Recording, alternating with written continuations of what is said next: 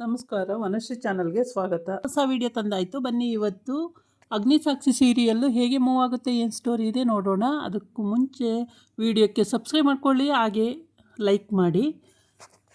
ಇಲ್ಲಿ ಅಗ್ನಿ ಕಾಟ ನೋಡೋಕ್ಕಾಗಲ್ಲ ಪಾಪ. ಅವನು ಎಷ್ಟು ವ್ಯಥೆ ಪಡ್ತಿದ್ದಾನೆ ಅಂದರೆ, ಸಾಕ್ಷಿನ ನೋಡಿದ ತಕ್ಷಣ ಫಿದಾ ಆಗೋಗ್ಬಿಟ್ಟಿದ್ದಾನೆ. ಏನು ಹೇಳಬೇಕು ಅಂತ ಗೊತ್ತಾಗ್ತಿಲ್ಲ. ಏನು ಹೇಳೋಕ್ಕೋದ್ರೂ ಮುಖ ನೋಡಿದ ತಕ್ಷಣ ಎಲ್ಲ ಮರ್ತೋಗುತ್ತೆ ಅವನಿಗೆ. ಏನು ಮಾಡಬೇಕು ಅಂತಲೂ ಅದು ಮರ್ತೋಗುತ್ತೆ. ಕಾರು ಓಡಿಸೋದೇ ಮರ್ತೋಗುತ್ತೆ. ಹೀಗೆ ಏನಕ್ಕೆ ಹಂಗಾಗ್ತಿದ್ದಾನೆ ಅನ್ನೋದು ಅವನಿಗೆ ಗೊತ್ತಿರಬೇಕು. ಸಾಕ್ಷಿ ಏನಕ್ಕೆ ಈ ಮನುಷ್ಯ ಹಿಂಗೆ ಆಡ್ತಾನೆ, ಒಂದು ಸಲ ಹಂಗಿರ್ತಾನೆ, ಒಂದು ಸಲ ಹಿಂಗಿರ್ತಾನೆ, ಅವಳಿಗೆ ಕನ್ಫ್ಯೂಸು.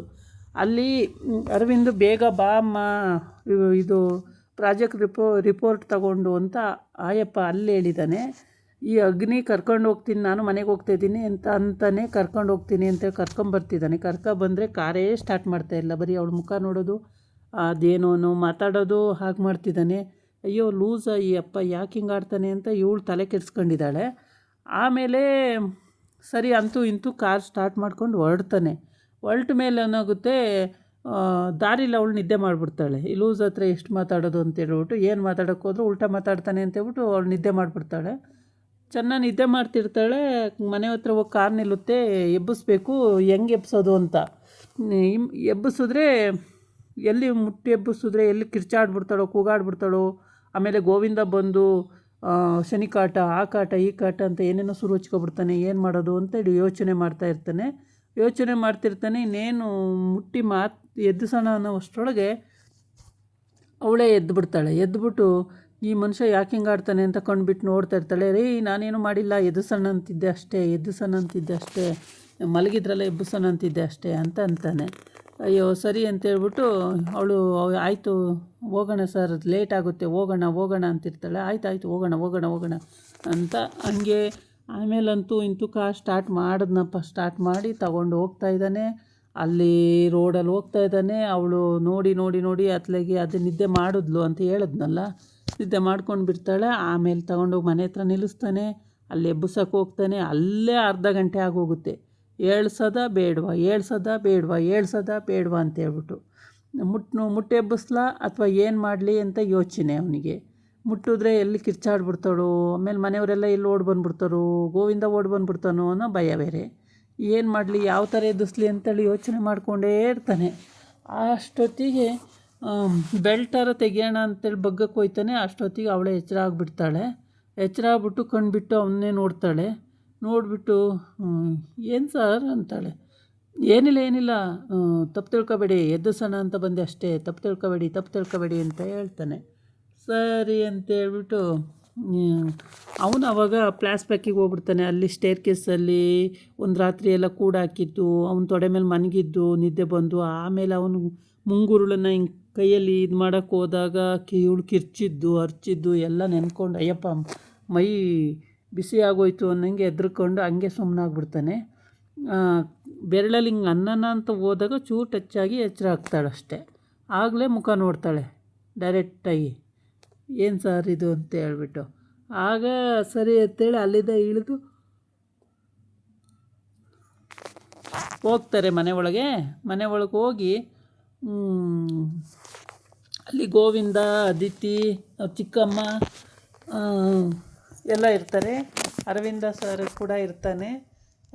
ರಿಪೋರ್ಟ್ ಎಲ್ಲ ಕೊಡ್ತಾಳೆ. ಆಮೇಲೆ ಅಲ್ಲಿ ಸ್ವಲ್ಪ ಹೊತ್ತು ಮಾತುಕತೆ ಆಗುತ್ತೆ. ಇಬ್ಬರು ಬಂದ್ರ ಸರ್, ಕಾರಲ್ಲಿ ಹಿಂಗೆ ಬಂದ್ರ ಅಂತ ಅವನು ಗೋವಿಂದ ಸ್ವಲ್ಪ ಹೊತ್ತು ತಮಾಷೆ ಮಾಡ್ತಾನೆ. ಹೀಗೆ ಇವ್ರದ್ದು ಲವ್ ಸ್ಟೋರಿ ನಡೀತಾನೇ ಇದೆ. ಎಲ್ಲಿಗೆ ಹೋಗ್ಬಿಟ್ಟುತ್ತೆ ಅಂತ ಗೊತ್ತಿಲ್ಲ.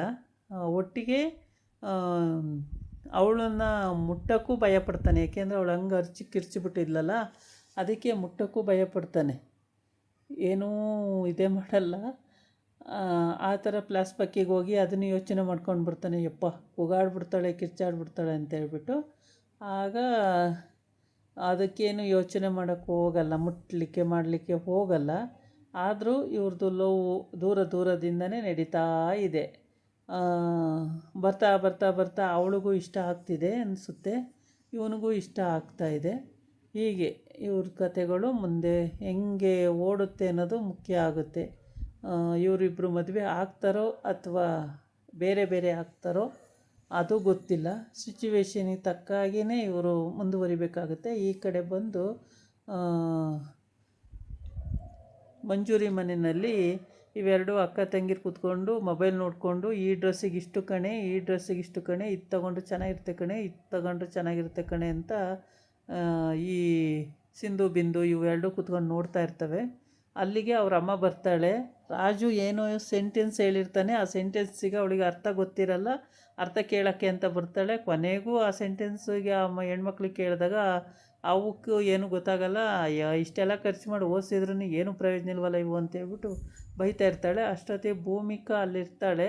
ಭೂಮಿ ಅತ್ತೆ ನಾನು ಹೇಳ್ತೀನಿ ಸೆಂಟೆನ್ಸ್ ಏನು ಅಂತ ಹೇಳ್ಬಿಟ್ಟು ಅಂತ. ಹೇಳಮ್ಮ ನೀನು ಅಂತಾನೆ. ಆಮೇಲೆ ಹೇಳ್ತಾಳೆ, ಯಾವ ಕಾರಣಕ್ಕೂ ನಾನು ಬಿಡಲ್ಲ ಅನ್ನಂಗೆ ಈ ಮಾತಿನ ಅರ್ಥ ಯಾವ ಕಾರಣಕ್ಕೂ ಬಿಡೋದಿಲ್ಲ ನಾನು